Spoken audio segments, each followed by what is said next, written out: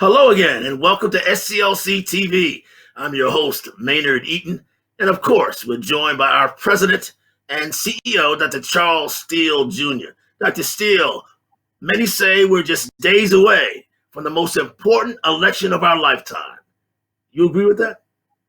Yeah, it's very important, Mr. Eden, but all elections are important. I want folks to realize just not for the President of the United States of America, you're talking about all the way down from the federal government, the state government, as well as the local government. You know, all elections are important, and people need to understand that. But this has a very significant in its own right. But every and each one, in terms of the venue of political fairness, being informed in terms of your state government, your local government, as well as your national government. What people don't realize, the president has a lot of power, but we have more power in a collaboration effort than any individual that happened to be sitting in the seat of the president of the United States of America. The power is still in the people. And I think many people have forgotten about that. Regardless who is in the Oval Office, you have to make demands upon the person who's been elected. Even if it was not in your camp and in another camp, you have that right. And the person that's being elected has a right to represent all of the citizenry. I hear the current administration talking about the blue states and the Democratic mayors in certain cities and this and that, and then I'm gonna cut you all if you don't do what I say. That's asinine. It's ludicrous for anyone to be in the Oval Office to try and discriminate because of a party. You represent all of the citizenry of the United States of America. And if anyone says that in the Oval Office, that tells you a lot about them. In our SCLC Votes show just a couple of days ago, Klima Kondoker, with all voting as local, says down ballot races, your district attorney, the school board, etc., yes, are just as important to your life as the president's race, if not more so, right? Yeah, absolutely. That's why the rubber meets the road. I mean, yeah, you can't forget about your local election, or your state election, as well as the federal elections in terms of Congress and ultimately the President of the United States of America. They are all important, and that's where we missed the boat. You must hold these people accountable. There's been much discussion over the past several months and several years, and particularly from you, sir, civil rights leaders like yourself, about voter suppression. Are you worried about that happening on election day or ongoing voter suppression till election day? Is that a major concern, you think? A very major concern. What more of a concern than that, Mr. Eaton, is that you don't hear people in the electoral position of being elected talking about this enough. You know, it's a reason that it's being suppressed the way it is.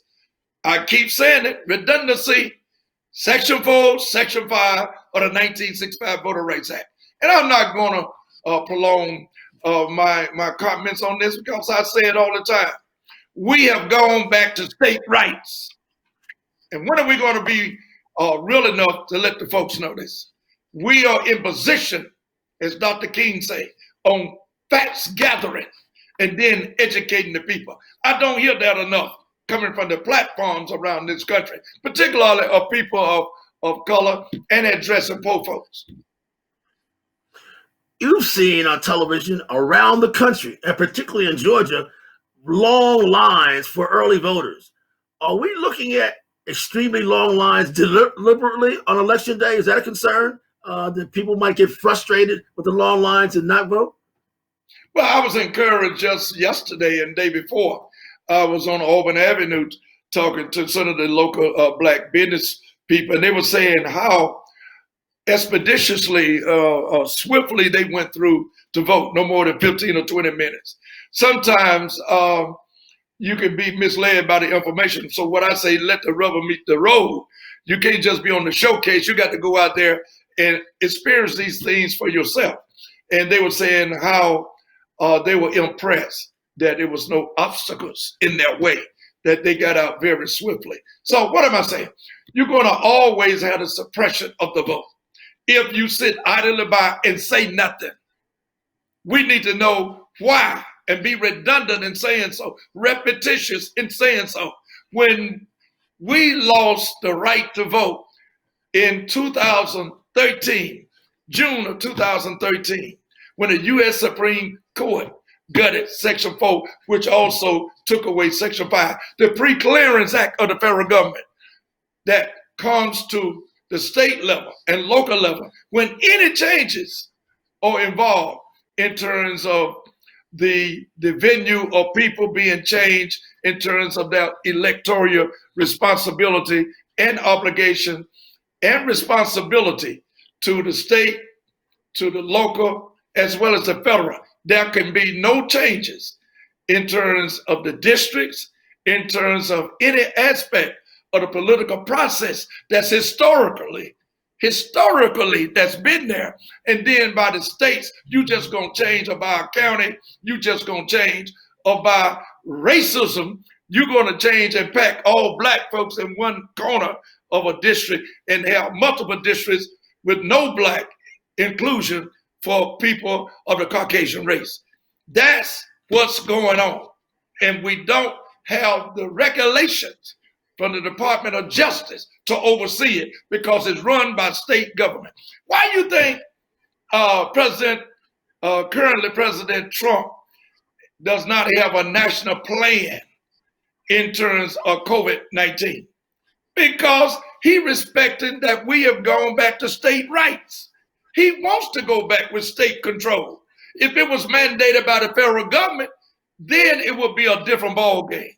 We could have curtailed all of the deaths that we currently are experiencing within our system today, because people of the historical background of being prejudiced and racist toward people of color applaud the fact that we have gone back to state rights.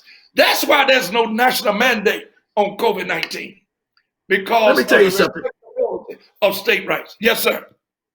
Just in the New York Times this week, there's a story about Sumter County, Georgia, that they changed the district lines because there's no Section 4, Section 5.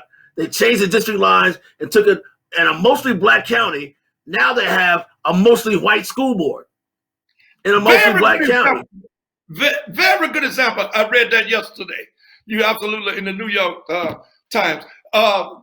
Very good example, Ms. Eden. Right there here in Sumter County, Georgia. They did it without pre-clearance. You know, right. They can do what they want to do now. And why our elected officials are not educating our people on this? We need to hit the street on that today in a nonviolent protest. Let's talk about black voters. Are black voters mostly conservative?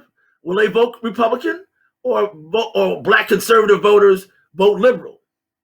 Well, this is what we need to realize, that it's not a black thing or a white thing. Most people are afraid of change.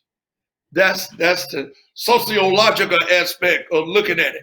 Most people are afraid of change. You'll never elevate yourself or your condition or your community if you maintain your comfort zone. That's what the problem is. You're hugging your community, and you're not opening up the wide span of your vision by hugging the world. We're in a global society, not a community society of that's being localized as most of us see it. So it goes beyond. You can say the same thing for people that's not of color, or the Caucasian race, or any ethnicity or background. You can say that about the Republican Party. They're afraid of change. The Democrats are afraid of change. People basically, black, white, green, or blue, are afraid of change. And many times you don't change just to change. You bring about the exposure or lack of exposure in terms of your upward mobility in any given situation. The upward mobility will be that you access the opportunities of the change. Don't change just to be changing, but do the background work and know that it's going to be beneficial. Most people are afraid of change. Most people are I don't know. conservative. Oh, I was wondering. I didn't think you answered my question. I mean, are we conservative? You told me earlier the black church is conservative. Church members vote. Yeah, the black church is conservative. The white church is conservative. You understand what I'm saying? You talk about Christianity versus a foreign element that comes into your basic belief and principles. So I refuse to say it's just among African Americans. It's among people. I see. Do you think in any way this election or this election period has helped heal our nation's racial divide, or has it exacerbated it?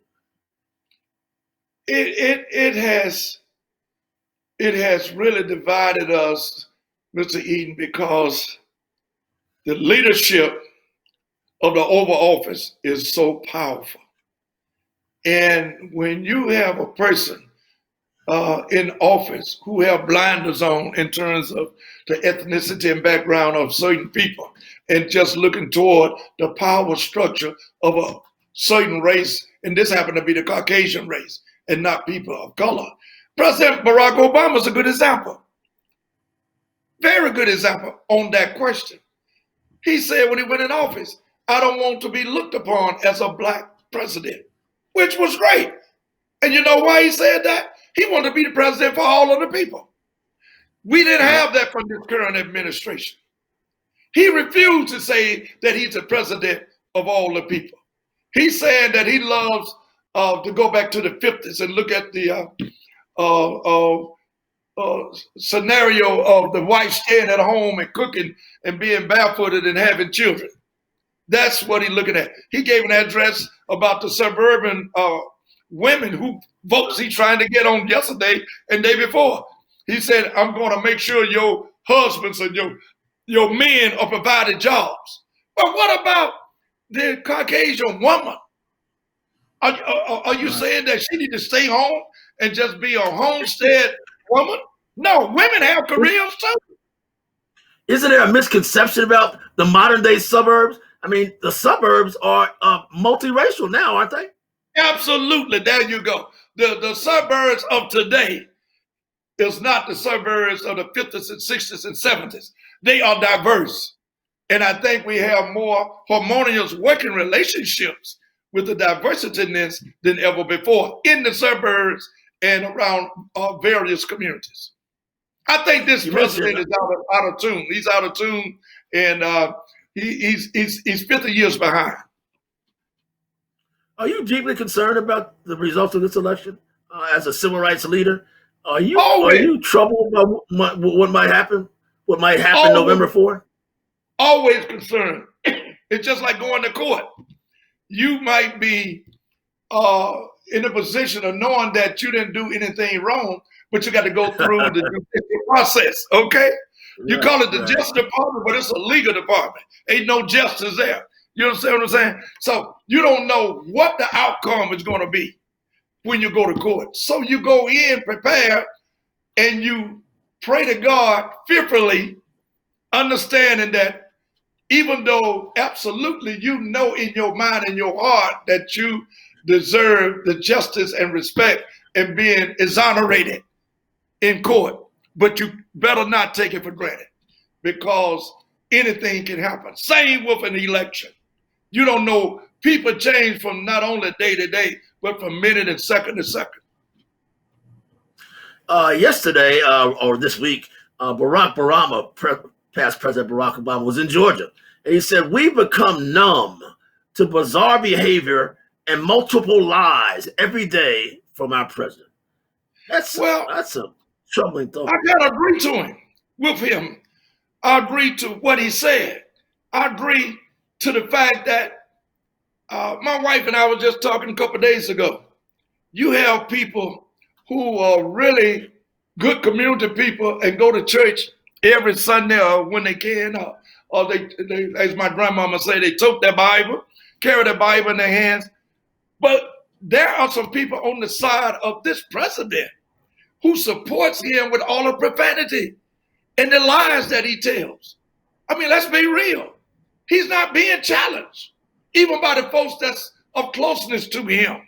This man has hook-winked from when I was coming up. He has hook-winked and done the okey-doke on so many people that you need a psychologically expert to come in and analyze psychologically what is going on, how he is so successful, and not all the people, but a small segment of the people that's supporting him that can't see the realization of his lies and his lack of character and respectability to the citizenry of America and the world. It's shameful. It's shameful. Bishop Darrell Winston says along those lines, he says, we've been duped by a wicked mind.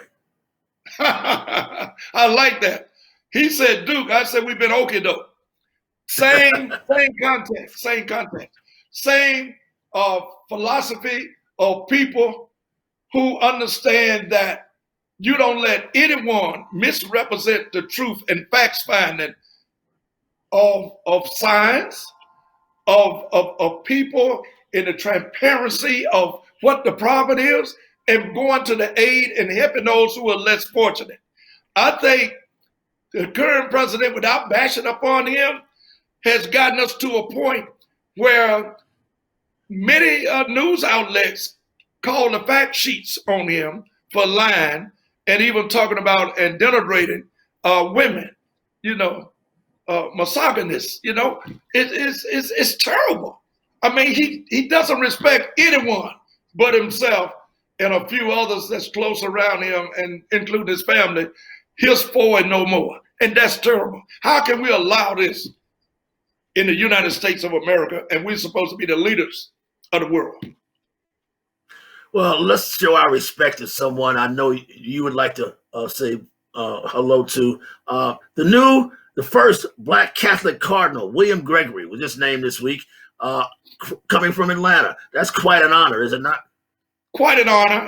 He's been in Atlanta for a number of years. I had the opportunity to meet him a couple of times.